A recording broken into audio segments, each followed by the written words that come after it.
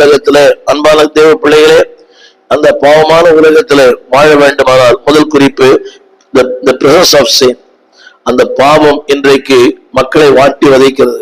Not only அது வாட்டி வதைக்கிறது மட்டும் இல்ல, மனிதர்கள் அதிலே இன்றைக்கு வாழ்ந்து கொண்டிருக்கிறார்கள். யோவான் சுவிசேஷம் 8ஆம் அதிகாரம் 34ஆம் வசனம் இப்படி சொல்கிறது, சத்தியம்தான் உங்களை விடுதலை ஆக்கும். எனவேதான் பக்தன் சொன்னான், உடைய வசனம்தான் சுத்தமாக்கும். அவருடைய விளைவு என்ன தெரியுமா? அவருடைய விளைவு 119 சங்கீதம் 9ஆம் வசனத்துல சொல்லப்பட்ட வார்த்தை, அன்பானவர்களே, வசனத்தை ஆரம்பத்தில் சொன்னேன், கேளுங்கள். Read the word, learn the word, live on the word, lean on the word. அந்த வசனத்தையே சார்ந்து கொள்ளுங்கள். இப்படி சார்ந்து கொள்ளும் போது அன்புடைய பிள்ளையே, உன் வாழ்க்கையிலே நீ முன்னோக்கி செல்லுவாய். வசனம் என்ன செய்யும் என்பதை திரையில் கூட பாருங்கள். Number 1, it gives salvation.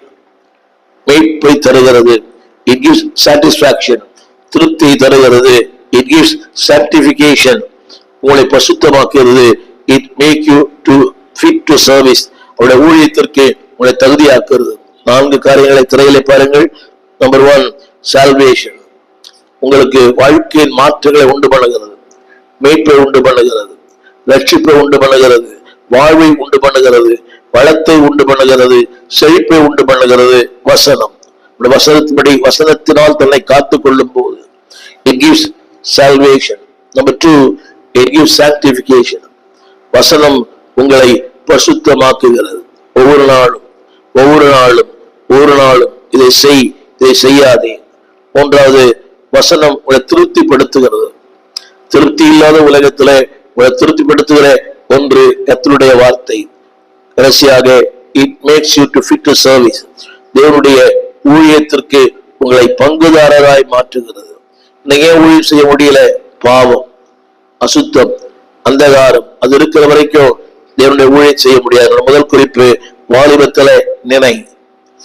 2வது குறிப்பு, அந்த வாலிபத்துல உன்னை பாதுகாத்துக் கொள்வது, உன்னை பரிசுத்தமாக்குவது கர்த்தருடைய வார்த்தை. 3வது ஒன்றை சொல்லும்படி விரும்புகிறேன். தொடர்ந்து புலம்பலின் புஸ்தகம் 3ஆம் அதிகாரம் 22ஆம் வசனம். அந்த வார்த்தை இப்படி சொல்லுகிறது, நாம் நிர்மூலமாகாதிருப்பது கர்த்தருடைய கிருபையே, அவருடைய இரக்கங்களுக்கு முடிவு இல்லை. புலம்பலின் புஸ்தகம் 3ஆம் அதிகாரம் 27ஆம் வசனம். தன் இளம் பிராயத்திலே நுகத்தை சுமக்கிறது மனுஷனுக்கு நல்லது.